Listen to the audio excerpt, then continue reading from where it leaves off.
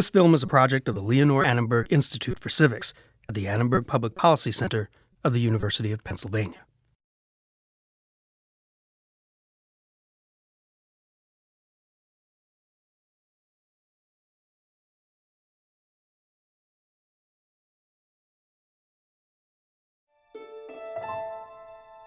Once upon a time in a mystical land far, far away called Washington, D.C., there was a president and a Congress.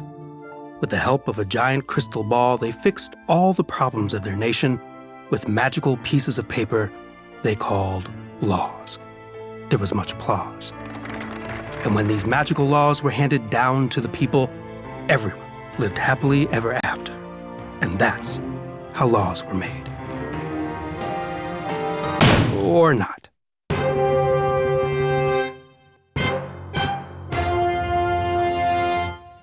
It is a very difficult process. The legislative process is a long slog for most pieces of legislation.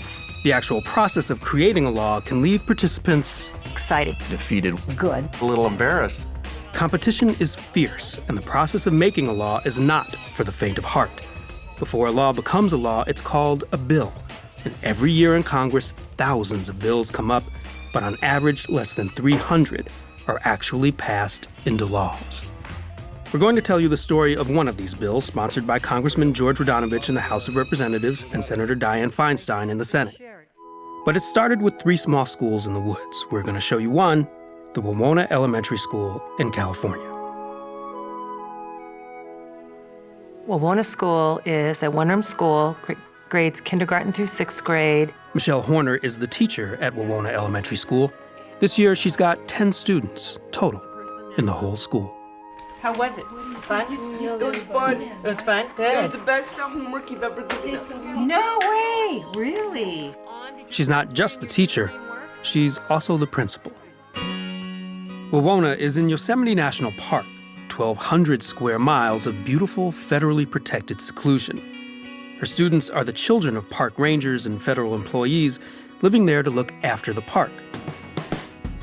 Each morning, these kids come to school by foot from across the creek, by bike from further down the mountain, by car, truck, Healy, passing deer and other creatures along the way. The school looks great now, but a few years ago, Wawona and 2 other small schools in the park ran out of money. We weren't even sometimes getting all the textbooks. We had to find some sorts of funding for this small school. Otherwise, it was going to lose out and it would have to be closed. The state funds its schools based on the number of students in attendance, and the park schools were too small to get the money they needed to survive. The nearest alternative school is over 40 miles away, over one road that's slow on a good day, but absolutely treacherous in the winter or in bad weather.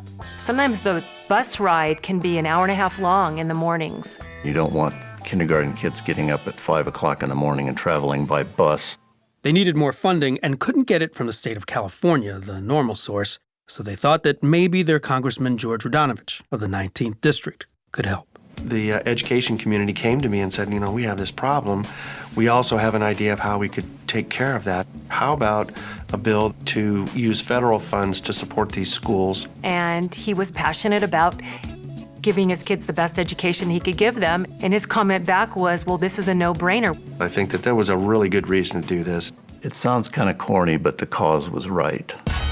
So the congressman consulted some more with his constituents, his staff. He's got some employees in Central California and these folks in his Washington office. They did some research and he wrote legislation. And like every bill, Congressman Radanovich's legislation needed some official dressing up. There is a legislative department within the Congress that is available to you if you want to get their advice. The congressman nailed down the proper language. He asked for $750,000 from the Park Service for the 3 schools, and now his bill was almost official. When you get all of it done, and that is when you go to the floor of the House of Representatives and you sign the bill and they assign a number to it. Now, a bill can start in either the House or the Senate as long as it's passed by both. S for Senate, HR for House of Representatives. And then it, from that point on, is submitted. This is where the ordeal, that is the process, really begins. To become a law, a bill introduced in the House normally goes through a committee, often more than one, and those committees hold hearings to determine whether or not this bill would make a good law.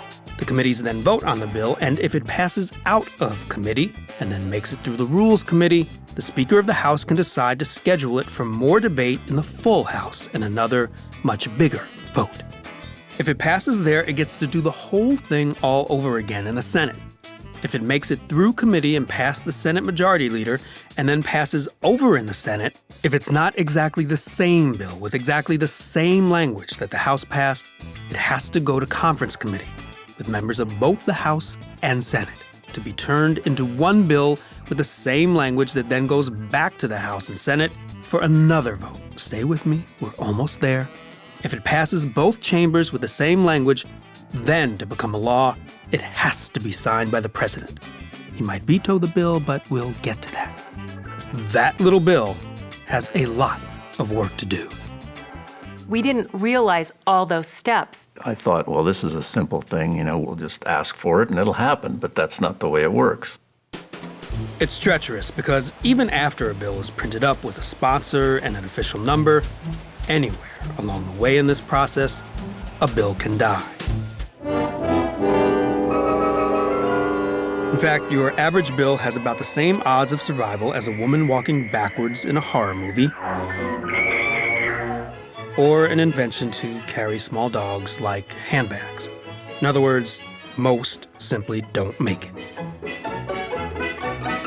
A bill can die 100 different deaths in many different ways. If I drop a bill in the House, it gets, the Committee of Jurisdiction is designated as the Resources Committee. I send it over to the Resources Committee. I go talk to my chairman, and he says, George, I think this bill stinks. So that bill could be dead on arrival because that chairman doesn't like that issue, doesn't like that bill. The bill could pass the committee, even get a unanimous vote in committee, and the leadership of the House or Senate could decide not to schedule it for a vote. A bill could be passed by the House and ignored by the Senate. Or vice versa.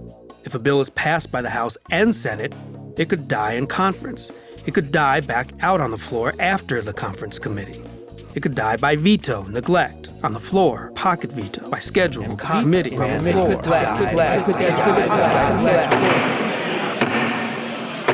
The motion is not agreed to.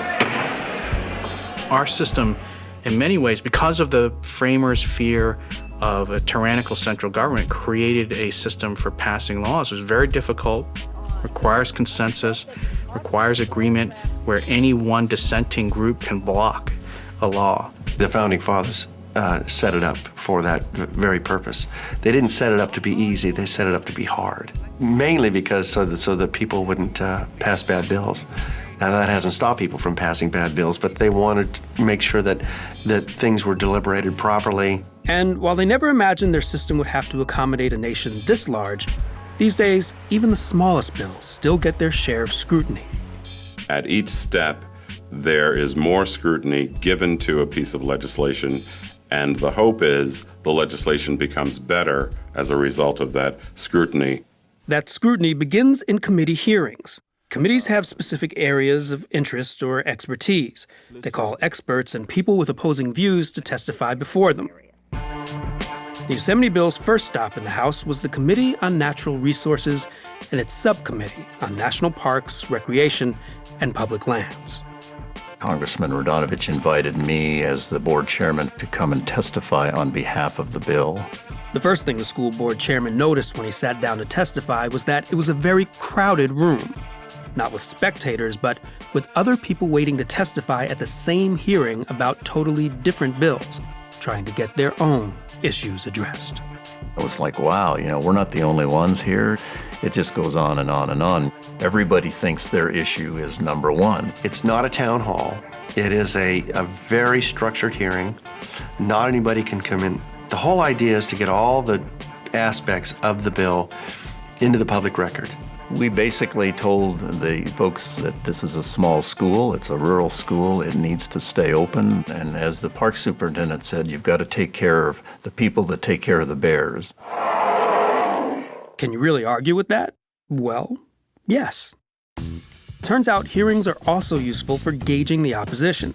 The Park Service didn't want to give money to schools because it felt like it didn't have enough money as it was to take care of the parks and the wildlife. And since education in America is mostly paid for by individual states and municipalities, some representatives were concerned about opening the door to use federal money to pay for these schools.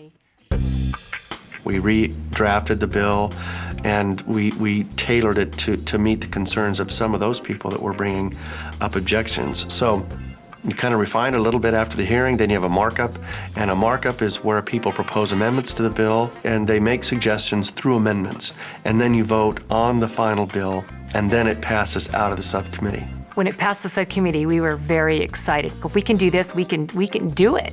Then it goes to the full committee. And often you will have a hearing as well before the full committee, and then have a final markup before the full committee, which it did. And it passed the full committee.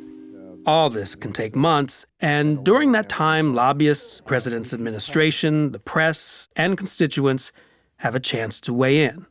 So now it's ready to go to the House of Representatives. The chair recognizes the gentleman from California. Thank you, Mr. Speaker. S-136 contains a provision providing supplemental funding and other services necessary to assist 3 schools in my congressional district located within Yosemite National Park.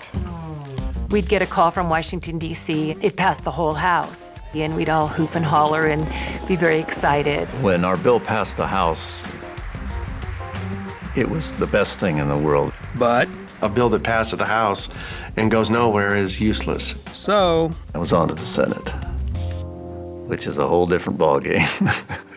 Those guys are tough. They're tough. The Senate is very different from the House. Let's start with size. In the House, there are 435 representatives representing their districts, which are based on population. There are only 100 senators, exactly 2 from each state. For a bill to be introduced in the House, it gets put in the hopper, a little mahogany box on the floor.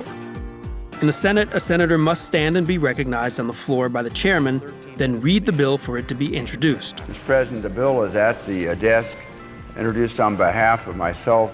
And if a member objects, I must object. Its introduction is automatically delayed for a day, giving the senators some time to work things out. There's a saying that the Senate should act as the saucer in which the tea that has come from the House, the legislation that has come from the House, can cool. The Senate allows for endless debate that can only be cut off by a majority of 60 members. This is called cloture, which is a fancy word meaning to close the debate or to bring it to an end. I send a cloture motion to the desk. Cloture, or a vote of 60, is used to prevent amendments that aren't directly related to the content of a bill or to end filibusters. Wild horses aren't going to drag me off this floor until those people have heard everything I've got to say, even if it takes a whole winter. A filibuster, famously portrayed in the film Mr. Smith Goes to Washington, is when a minority of senators can hold up the process by keeping the debate going on forever if the other side can't come up with 60 votes. It only takes one lonely senator to start a filibuster, a word that comes from the Spanish and Portuguese filibusteros, pirates who held entire ships hostage for ransom. Yar! Senator Dianne Feinstein of California was the Yosemite bill's sponsor in the Senate. I agreed to do this because there was tremendous need. And it passed the Senate without any filibusters. The bill is passed. But it passed very late in the calendar year, and its language had changed.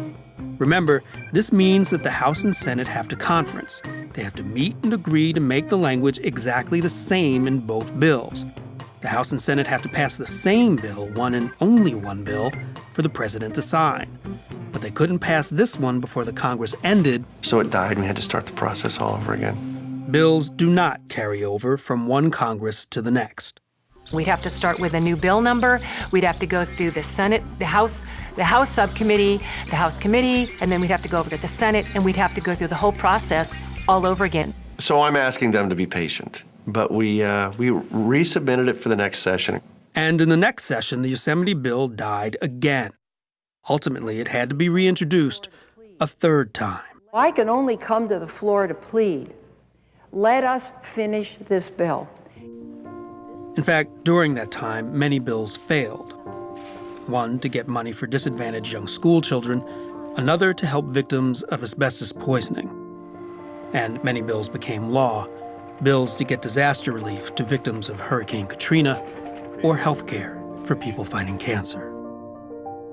Congress is a very, very busy place. There are 300 million Americans and only so many resources and laws to go around.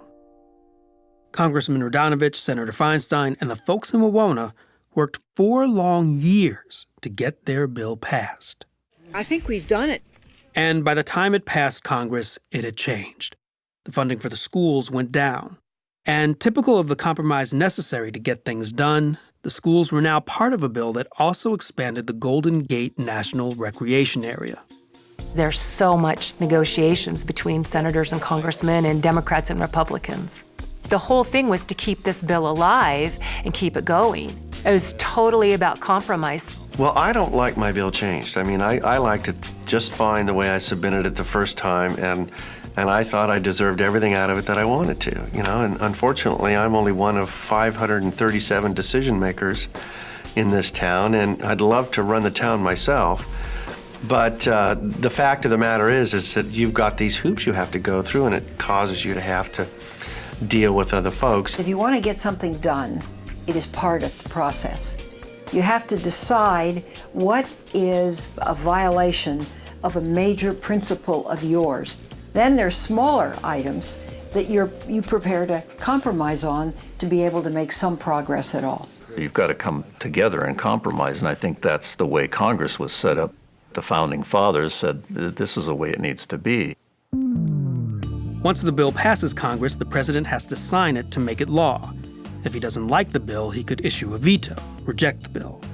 It would then die if both the House and Senate failed to override the president's veto by passing the bill again. But this time, instead of a simple majority, they'd need a 2/3 majority. But the president has had plenty of time to weigh in on the bill at hearings and informally throughout the entire process, and some of the compromise that happens is made to avoid a veto, so most bills that pass Congress get signed. And for generations, this has happened in ceremonies at the White House, sometimes inside, sometimes outside, sometimes with one pen, and sometimes with a lot of pens. How do they do that? Pens that the president then hands out as souvenirs to all the people who worked so hard to get their bill passed and signed. President George W. Bush signed the Yosemite bill. And when the president signs it, it is now a law. It wasn't easy, but it wasn't meant to be.